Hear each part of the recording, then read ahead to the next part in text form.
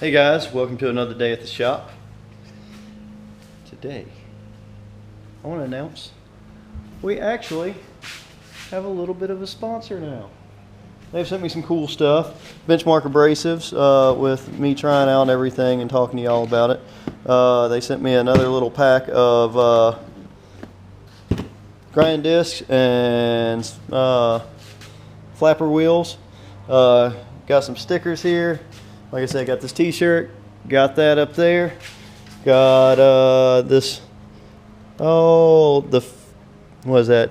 Cut, grind, finish, and mix pack. The thing I told y'all about that they sent me the first time, they sent me a whole nother pack of it. So I've got another 6 flapper wheels, if I can get this out. There's 4, here's 2, here's 2 grinding discs, and about 6 or 8 cutoff wheels, 4.5 inch. So I'm proud to say they're supporting the channel. So if you watch and you have products or anything else you want me to try, or you want to just help support the ongoing costly parts of working on stuff, as this bumper right here, then hit me up. Hit me up email wise at theshopworldwide@gmail.com. Or on Instagram. Yeah, so let's see what we're doing today.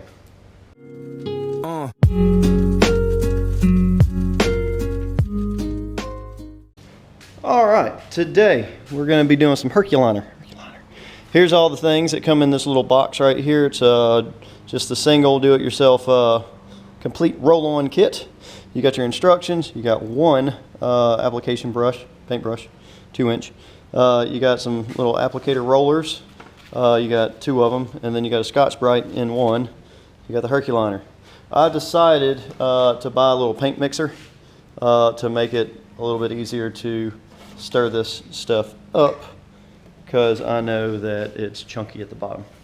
So I'm going to scuff this thing up, even though it should be scuffed up enough with the abrasive pads of the flapper wheels and everything that Benchmark Abrasives let me use. Everything is smoothed out from the last time you saw it. I just have to clean it all up with some degreaser, and then yeah, once I clean it up, we're going to tape it off. That's what I forgot. We're going to tape it off right here where these covers go for the lights, because I don't want Herculiner all up in here having trouble putting this flush. So I'm going to put tape around these edges on every bit. As you see, I've already sprayed it black. I'll probably put another coat of black on it. The back is still good. I've looked at it. I've touched it up if need be. But like I said, all I've got to do is clean it. Should be prepped, but I'll run over it one more time with a Scotch-Brite. Mix the Herculiner, put one coat on. Hopefully it gets it all. It probably won't. So I'll then go back and do a second coat. And we'll let it dry for a few days before we put it on the truck. But it'll be a good review of the Herculiner product that I'm thinking about using in the bed of the truck as well. So we'll see how this goes, and hopefully it goes well with all the do-it-yourself things that we're doing here. Let's get to some time lapse.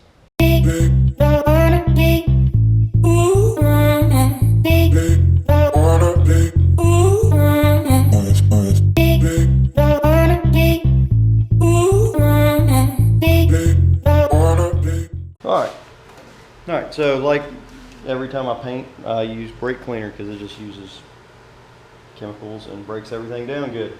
I don't have any issues with it. I never have. It cleans everything up pretty much good. It's probably more expensive than just some oil grease remover, but it comes in a can. It's quick, it's easy, and you have it a whole lot. So I just use this, spray it on there, and hope don't get it on your paint too much, because it will eat your paint. That's the only downside to it. So I spray this and wipe it all down. So let's do that.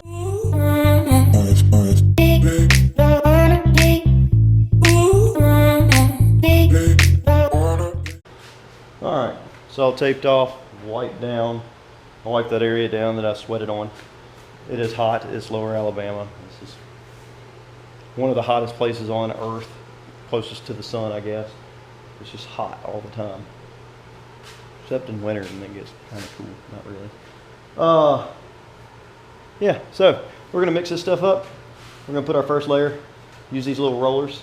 It advises that when you're using corners, which we don't really have corners on here, except like right here and right here, to use the brush.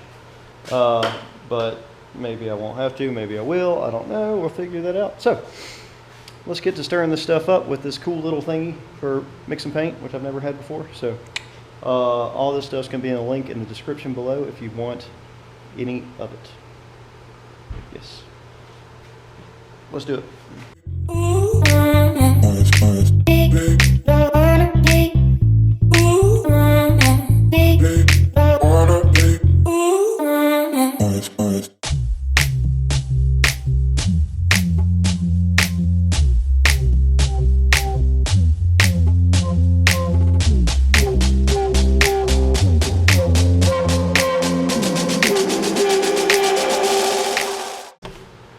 All right, first coat is applied. Looks pretty good, goes on good. You can still see some metal behind it, so we're gonna have to put 2 or 3 coats. Which isn't bad, it's not a big surface, so I'm not gonna use this whole entire can. I'll use most of this can on the bed and see where we get to with that. Since I have a toolbox in the bed, I more than likely won't do that back section. I should, but I don't know, maybe. I like doing things right, so I don't know. But it's looking pretty good. We're gonna let it set for a little bit, and then we're gonna come back and put a second coat. So let's let this bake and dry in this hot room, and we'll come back and put a second coat. All right, I'm gonna be putting the second coat on. I had to swap to my chili pepper attire due to it was pool time and it's hot, so in the midst of 1 to 4 hours, it sat for about 2.5. It's just tacky right now, so I'm gonna put this second coat on. So let's get to it.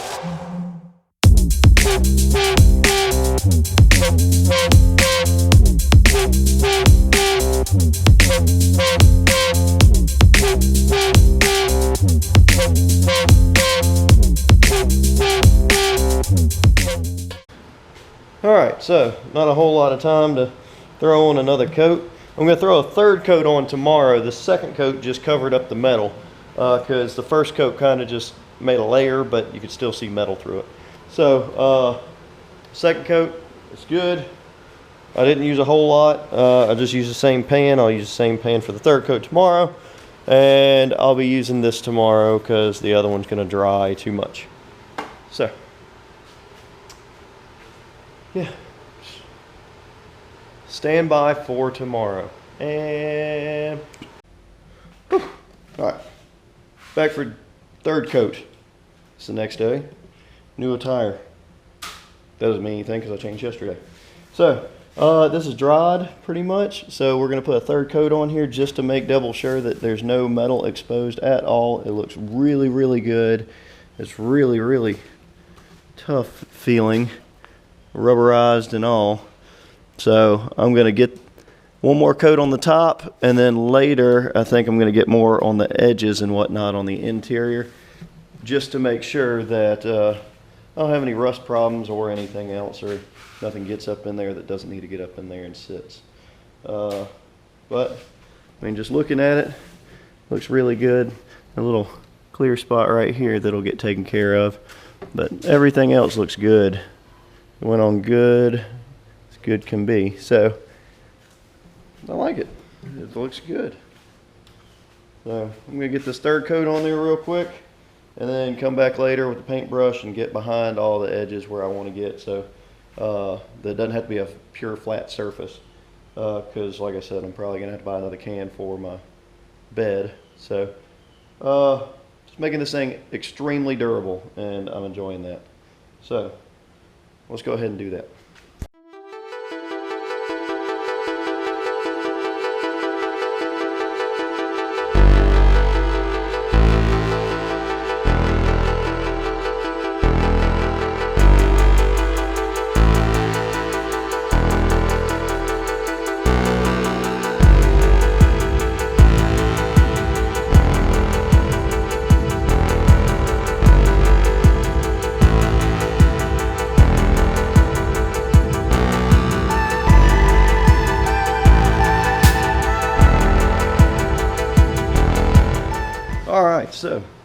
third coat is on here.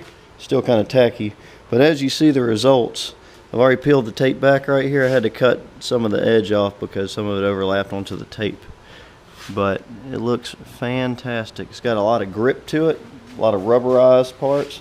These little parts I'll repaint with some spray paint, but as you see, all the way around, it hit all the edges with just that roller.